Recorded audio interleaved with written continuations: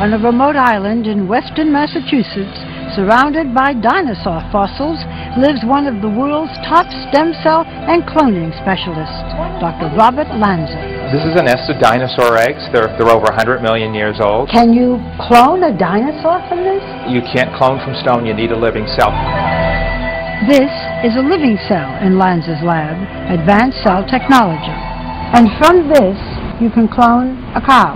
A cow, and you can use the exact same trick and clone a dog or a cat. Dr. Lanza was the first scientist to clone an endangered animal, this wild ox, and he cloned herds of cows, each identical. In the process, Dr. Lanza found an essential key to aging, common to all cells, including human. A cell's age can be measured by those little yellow dots called telomeres. What is a telomere? Telomeres are the body's aging clock. The genetic makeup in our body consists basically of strands of DNA, sort of like this shoestring. And at the end of these strands of DNA, there are these little caps. And these caps are the telomeres. And every time your cell divides, that gets shorter and shorter. And then when it's gone, or a certain shortness, it dies. With embryonic stem cells and cloning, we're able to create new, healthy cells that have fully restored telomeres, just like a brand new shoelace. These cloned cows could live to be the oldest on the planet. The same effect applied in humans could extend our lives to more than 150 years. Dr. Lanza's next challenge was to learn how to regenerate damaged body parts. He started by observing how the body works to repair itself. We're not as clever as nature. It actually turns out that when your tissue is damaged, it sends out signals that say, help, help. These cells are smart, and they know exactly where to go to fix the tissue, and they won't go anywhere else. Then Lanza tried it, injecting stem cells into injured animals. What we found, literally, within 24 to 48 hours, they went right to the site of the damage. You just put them in the body, and they say, I'm going to go to the eye, I'm going to go to the heart, I'm going to go to the liver.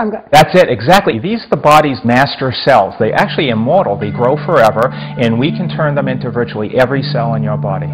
And Dr. Lanza has even grown the fluid of life in his laboratory, human blood. This is blood made from stem cells. Yes, this is a human red blood cells that we generated from embryonic stem cells. He removes a single cell without harming the human embryo, and he turns it into stem cells.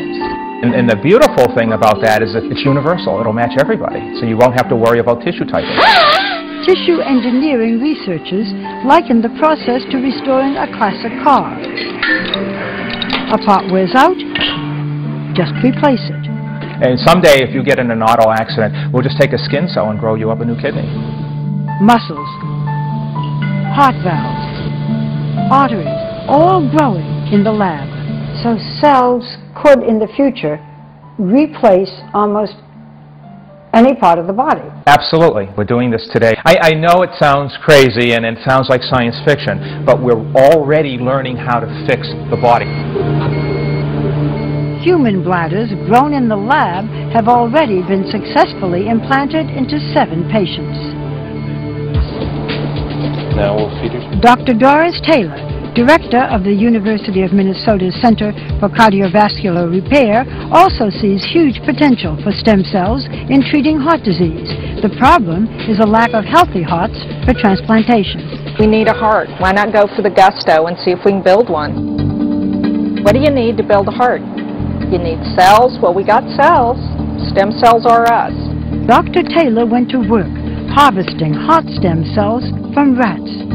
Wouldn't it be cool if we could take what nature's given us, which is a heart, beautiful organ, remove all the cells and put new cells back?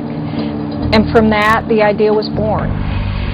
After injecting the heart stem cells in an empty heart framework, the cells knew what to do. Just add nutrients and a pacemaker. Within days, they had grown into a living, beating heart. The coolest thing is we put the electrodes on, we teach the heart what to do, we can turn them off, and it keeps beating. It's phenomenal. We've opened a door that's going to provide another tool for organ transplantation in the future. I believe that if a child born today, we will eventually be able to replace almost every part of their body. This child could live to be how old? I think with the new technology, you could prolong lives to several hundred years.